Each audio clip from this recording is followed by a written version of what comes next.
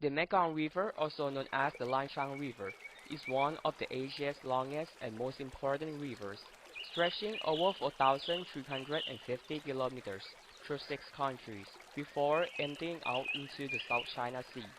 Thailand, along with 5 other countries, China, Myanmar, Laos, Cambodia, and Vietnam, are graced with its beauty and natural resources.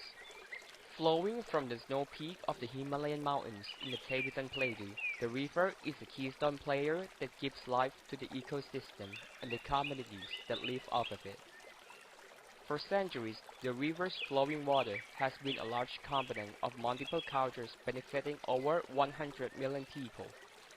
The river, the delta, and its tributary watersheds are also hotspots for biodiversity, home to at least 1,200 species of fish, and possibly as many as 1,700 living in the Mekong Basin. The Mekong giant catfish and Irrawaddy dolphin, as well as thousands of other wildlife species that live in and along the Mekong, depend on the river for food, shelter, and mating. Apart from being the main source of food and shelter species that live off of it, the Mekong River has also become a famous tourist attraction, luring tourists from all over the world admiring the amazing scenery and experiencing the traditional way of life of the local people. However, the river is being destroyed. Multiple dams being built along the river result causing a significant decrease in sediment fluxes through the Mekong River because of the development of cascade of upstream dams along the upper portion of the river in China and Laos, leading to sediment starvation. Sediment starvation is when there are not enough sediments deposited to replenish habitats. As a result, the environment doesn't get enough nutrients and the wildlife population declines. Dams like Xayaburi Dam, Luang Prabang Lo began full operations in October 2019. Its output is about 1,285 megawatts, power that will be managed by Thailand's electricity utility, EGAT, and export across the border. Even though the dam is producing electricity for our usage, but at the same time, it is devastating fish population, destroying agriculture, and hurting tourism along the fragile Mekong Basin. The dams are disrupting the breeding and migration pattern of the fish by the unnatural water flow. Floods and drought are also one of the other major consequences of the dams, leaving people under the water stream distraught in the dry season and the monsoon season. During the monsoon season, the dams overflow, causing flooding around the surrounding area. This can destroy crops and farmland along the river and force villagers to migrate inland. The other half of the year, that is leading to no rainfall, resulting in drought. The dams store the water instead of let it flow.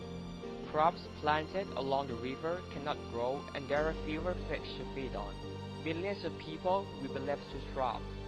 Another destruction that is caused upon the river is river-bed mining. River-bed mining is extraction of sand and other minerals for industrialized use, such as construction. The Mekong River is one of the world's largest sand-bedded rivers. Due to the increased demand for construction, excessive river-bed mining can cause levels to be lowered significantly and result in riverbank instability, potentially damaging houses and infrastructure and threatening lives. As a hotspot for fisheries, the Mekong River is also facing problems of excessive fishing and the different methods that are used for fishing like electric fishing and dynamite fishing, killing any living things within the close radius, leaving no chance for survival and growth for fish. This doesn't only cause issues to the biodiversity in the Mekong River, but also to humans, as the value of the fish in the basin of the Mekong is estimated to be around $10 billion, providing many people with economic income. The Mekong River is down to its last, as we, human beings, the one who are destroying this magnificent place. Sadly, a lot of people don't realize that we are also victims who will suffer from the consequences of the destruction that has been done. We are destroying our source of food, source of income, the place we live, and the evidence of the river that is there for us to enjoy. So, what we can do to reverse this, to bring back and restore what has been destroyed. The reality is that it is probably too late to gain back all that is lost, but with effort and time, we can salvage what's left.